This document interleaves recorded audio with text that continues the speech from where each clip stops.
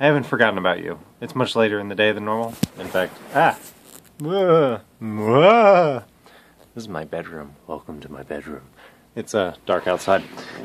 I've never shown you much of outside, but this is what is immediately outside my bedroom.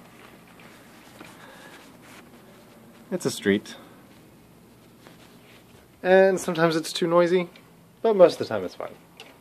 And I thought it would bother me a lot more overnight, but it really doesn't, so that's fine. Anyway, you're joining me in bed. So here's the point of the day. First, before I get too deep, I will note that third day in a row, exercised, not as hard as the first 2 days. Getting easier, but I'm also getting more sore. Like I can tell, like, my arms hurt and my legs hurt. Hopefully it's working on the area that it actually needs to work on, which is my lower back. Okay, now that that is out of the way. Today I was talking to someone, a coworker, who I have in the past informed that I have a problem with their negative phrasing. And they told me, after I confronted them about it in the past, that I should just, every time it happens, let them know so that they can correct it. And today, it happened. They had written something on a board for employees to see.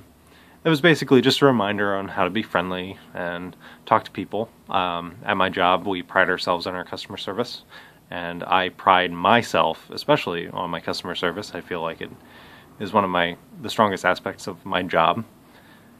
My job performance. If you know anything about the way that I do my performance in my videos, I am a very friendly, outgoing employee at my job. So I try to do a good job of making people smile, making sure that people are taken care of, making sure that people find what they want in the store, etc. And so he'd written this thing up on the board, and then he wrote, like, make sure you greet, blah, blah, blah. This is not hard, period. And I was like, maybe not the best choice of words. Negative phrasing, first of all, you're throwing a not in there. And then also, it can be taken like, you know, kind of like you have a defensive tone, like, this isn't hard. Like, or even sarcastic, I guess. And I filled him in on how it could come across. And sure enough, again, like, there are some people who it just doesn't even occur to them that that's the way it sounds, that it's coming off that way. And I feel like I think about that a lot. And they were like, well, what should I write? And I said, write the opposite, write, it's easy. Don't write, it's not hard, write, it's easy. So first, for a second, he changed it to, it's so easy that Sean could do it, which made me laugh. And then he changed it to, it's easy to do, which is perfect. That's exactly what you should do. And, I mean, think about that all the time. Think about that in your daily existence.